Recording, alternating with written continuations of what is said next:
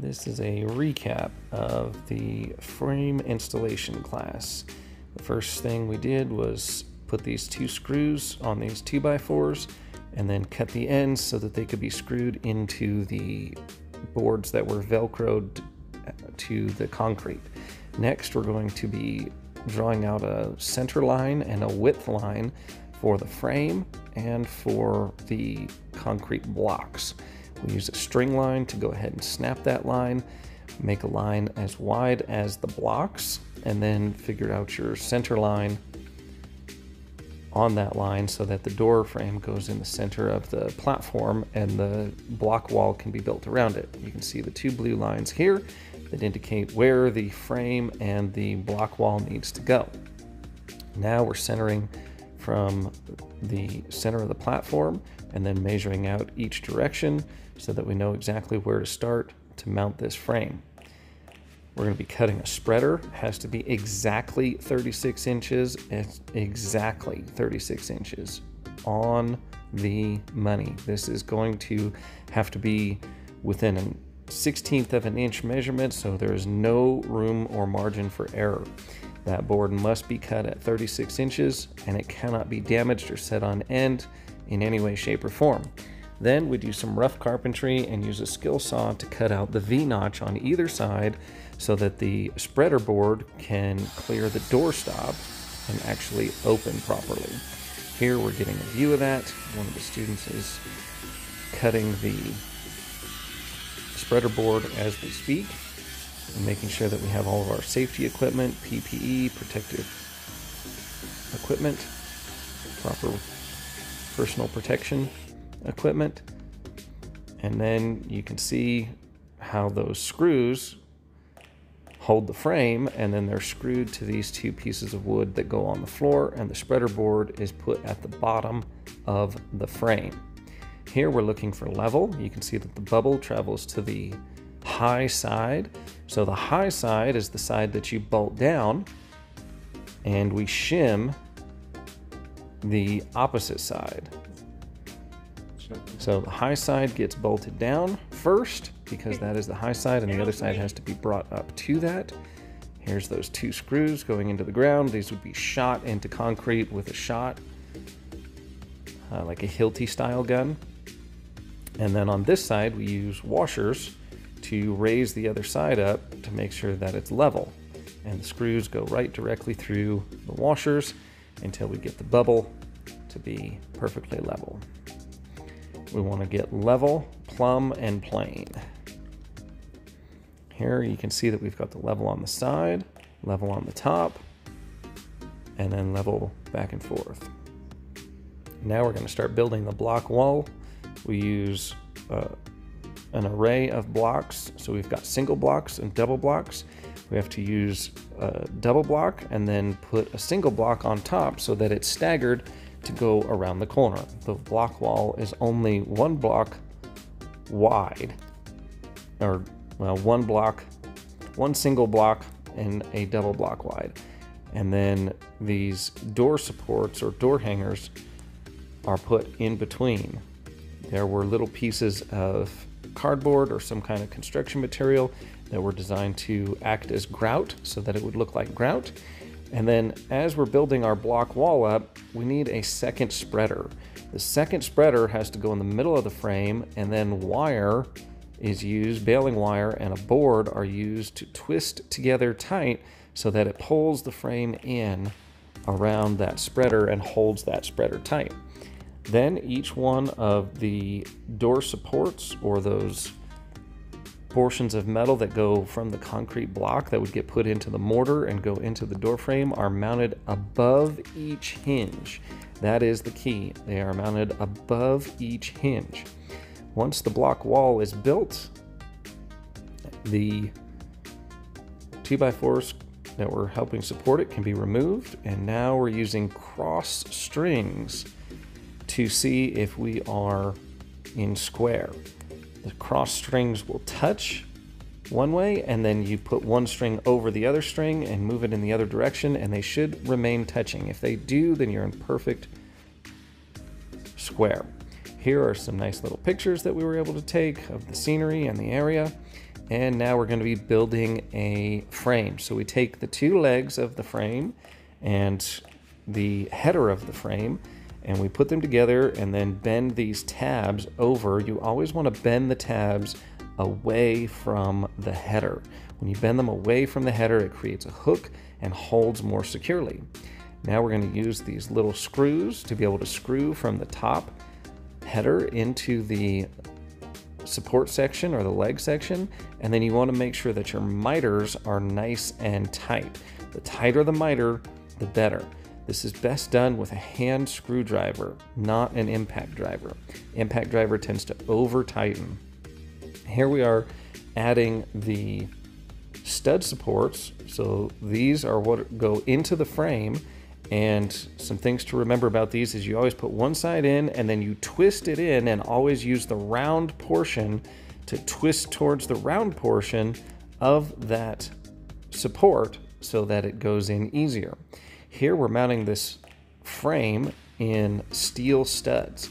Now, other important factors are you want to make sure that the studs are not screwed in place to begin with. If they are, you're going to have to take them out so that you can move them out of the way and bring the frame into plumb, level, and plane, as you can see here, to go ahead and make sure that the frame is nice and level. Then we screw the frame down on the high side, always on the high side. This one was pretty level, but whatever side the bubble is drifting towards is the high side. Then we shim the other side if necessary, and then the first screw can be brought to the stud. Now there's going to be a jack stud and a king stud. Here we can't really see the difference, but the king stud always goes all the way up and is the higher support than the jack stud. You will always want to make sure that you screw into both studs if at all possible, but for this you want to bring the stud into the frame area, and then you bend the mount or the frame support around the stud and screw it down.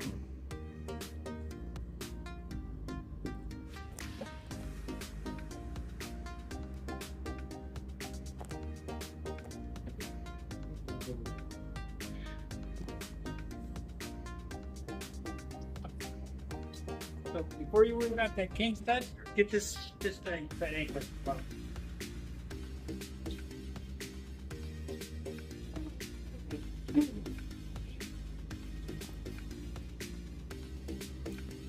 Here we're cutting the top portions. These are just little pieces of metal stud that we cut to put above the header.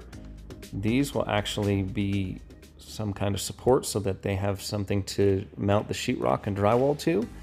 This is just very rough carpentry, and you just use tin snips to cut those into place.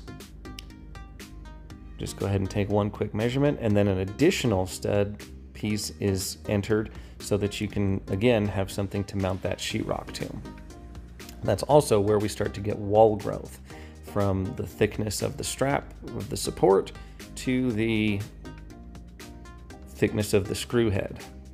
So you want to make sure that you fit drywall in between the stud and the frame to help center it. Here we're doing the same thing. We're just going to do it on a wood frame. So this would be a wood frame building. We're doing the same process. We're bending those tabs over with a hammer and then utilizing a hand screwdriver and these screws to go ahead and pull the miters together as close as possible. Then, just like before, we're putting the stud mounts or the stud straps in place. So those go in the frame. Again, mounting, just slide it in and then twist. And here we're making sure that we leave enough room for the drywall, so we actually stuff the drywall in between the stud and the frame on both sides to help center the frame. Once we've centered the frame, we can go ahead and wrap the stud frame around the stud on the top so it doesn't fall over, and then use a long drill bit to put the screw where it needs to go and mount the high side of the frame. Again, always start with the high side and then shim the other side up to level. Here you can see those straps going to the king stud and the jack stud as well. and then put 2 screws on each side. Again, after you're completed and mounted, make sure that you draw your cross strings and make sure that the strings are touching on both sides. If they are not, then you need to go back and figure out where you had an issue. Here, we're just showing some actual video of that little tab being bent over as the frame is being built.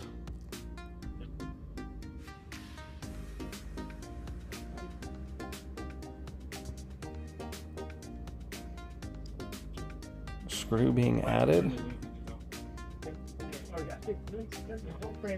Yeah, that way we can actually see. That way, Sarah.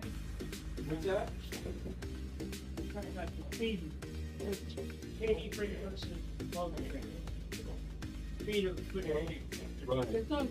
not a big difference. Especially when you put a few of them together, they go together really quickly, and welded frames are harder to put on. Okay, now that we've mounted one into the, this is what it'd be like to mount it into the block wall. Shims above anchor, shims above it.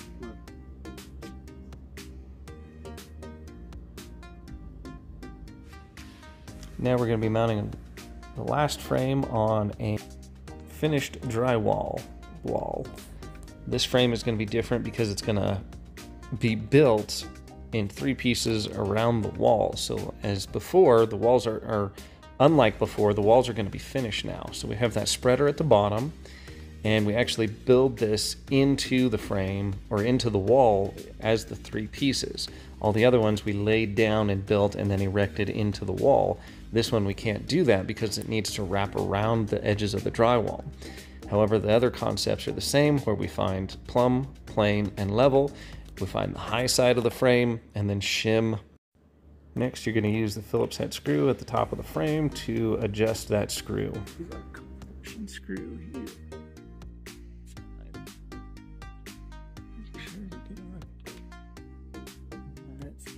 Get this one tight. Here's the screw on the other side. A thread. So start with this side and that's here. And then here. And then here. And then skim up with metal washers. And then here. Here we have a completed day at the ASSA ABLOY Academy. I highly recommend their excellent classes. This was one of the best classes put on, and one class helps train the next class in sequence. Hey everyone, this is Wayne here, and I want to talk about frame and manufacturing for a second. First of all, the Freeman #2 key machine is hands down one of the biggest staple marks in the locksmith industry. If you have not used this machine before, I definitely recommend using one and trying it out and using it in your van. I have had one in my work trucks that has been wrecked twice. Literally, the vehicle was wrecked 2 completely separate times, and the Freeman #2 survived. Also, any of their other key machines, their duplication machines, they're all built to the same standards with the same high quality precision parts. The machines usually outlast the locksmith. So if you are going to be considering getting a new key machine for your shop or your van, consider Freeman Manufacturing. I use them and they are of the highest quality and utmost precision. Thank you very much, and check out Freeman Manufacturing. Freeman Manufacturing also supports the ASSA ABLOY Academy and can usually be found in their keying class. Hey, what's going on, everybody out there? Just getting ready to head to another job. We got a emergency work order for sliding glass doors for a commercial storefront. So I want to explain a little bit about ADAM certification, AADAM. That's the automatic door service certification. You really got to be careful and pay attention to what you do and don't do with some of these high energy doors. So when you have a door operator, most door operators, if they're on, you know, a lower occupancy or a lower traffic door, like a city hall maybe or something like that, and there's like a box and an arm usually those are going to be low voltage or low energy operators. The high energy operators are going to be like what you're going to find at a Target, Walmart, Superstore, any big box store like that, where the doors kind of slide together, or they have a high energy arm that operates multiple doors at once. So you really need to watch what you're doing with those. From what my personal understanding is and the way I understand the way everything is done, we can work on mechanical aspects of that door and not be ADAM certified. If you work on the electronics, the speed, the sensors, the amount of pressure that the door has, like I said, the speed at which it closes, anything like that, you need to have that ADAM certification so that you understand what your parameters are that you need to be working with. And this can come into play because if somebody gets injured by that door, you really want to make sure that you have your ducks in a row and that you're working on the things that you can actually work on. So as far as I know, again, the store manager that's there, they can turn the door operator on, off. You can have it closed. You can have it hold open. You can mess with that knob. You can do all that stuff, but you don't want to open up the panel and actually get into any of the electronics or set any of the sensors unless you are ADAM certified. So I'm just putting that out there so you know. We're going to go to this one and see exactly what's going on with it.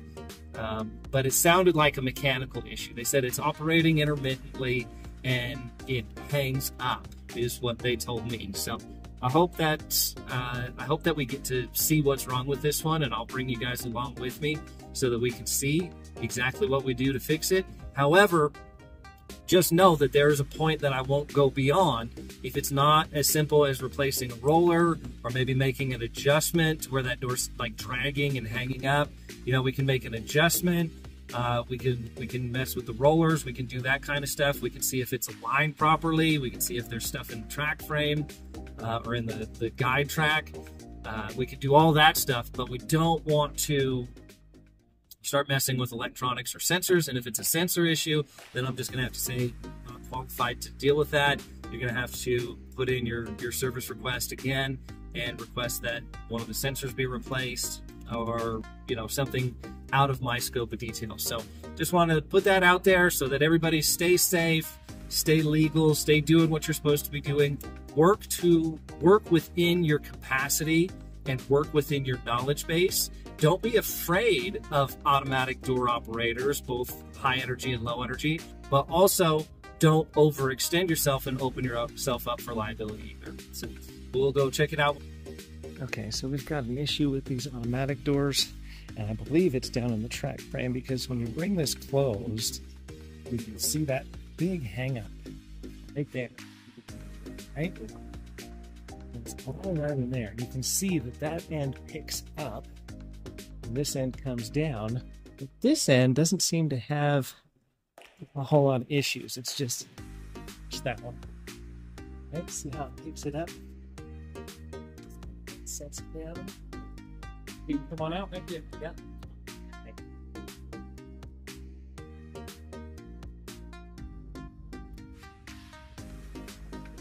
So there's something definitely blocking that track frame, so that's what we need to figure out what it is. So I'm going to break this door down and break that open. It's meant to do that. There's a little ball bearing up there that goes into here. So this is all meant to do this. And then I'm going to bring this closed. Well, I won't. Which is actually kind of good, because that's going to tell me right where the problem is. And there's the problem. Okay? So there is something stuck in that track frame right there. So we need to clean all of this. There's rocks, all kinds of stuff in here, and we'll clean all of this out. So this thing is just a flat-bladed screwdriver. Get in here, get all of this gunk out of this track frame, and here, let's see these pieces. Okay, right there. Once we get those out there,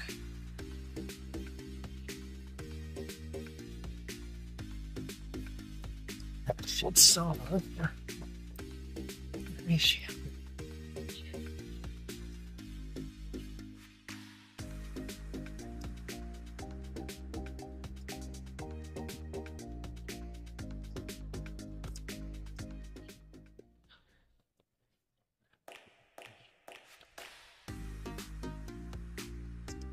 There.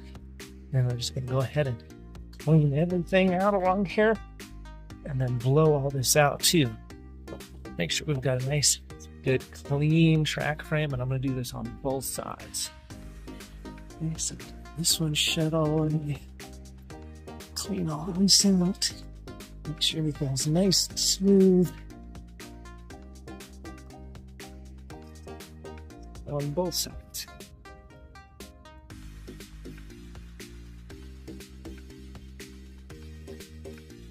It's nice and smooth.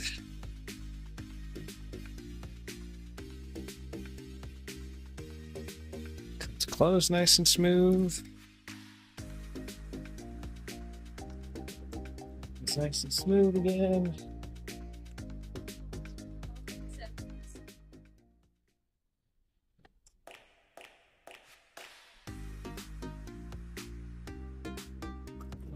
Let's direction this way too. Bingo. And our final sponsor is Frontline Defense Systems Incorporated. This is the best theft deterrent system, and we highly recommend a Frontline Defense full-length latch guard with every door and locking system that we sell. Thank you for watching the Locksmith documentary.